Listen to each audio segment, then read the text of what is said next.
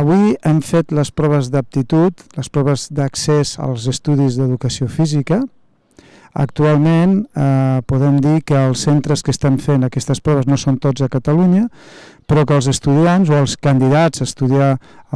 educació física, ciències de l'activitat física a l'esport, poden fer-les als diferents centres que hi ha a Catalunya, sigui a Barcelona, sigui a Vic o sigui a Lleida, com a centres més rellevants, i també poden accedir fent-les a Mataró, que també seria una àrea d'influència més a prop de Barcelona.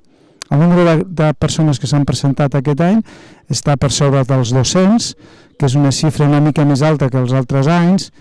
i una de les coses que ens preocupa és que el número d'aspirants dones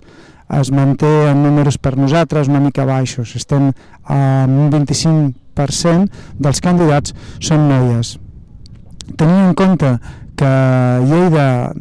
pensem que és el territori de l'interior i que no és una zona molt poblada, podem estar contents de que molts aspirants vulguin venir a fer les proves aquí. Em dic Àlex Vilchez, soc de Tarragona i he triat el grau de CAFE perquè sempre m'ha agradat l'esport, practico atletisme i des de petit ha sigut vocació per a mi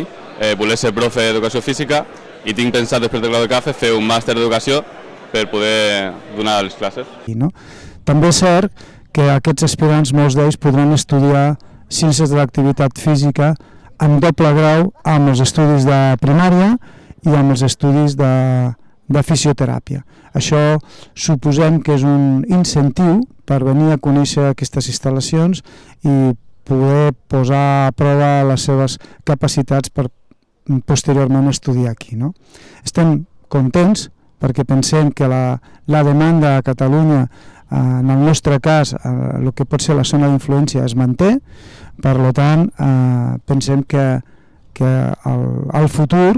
d'aquests estudis és molt vigent.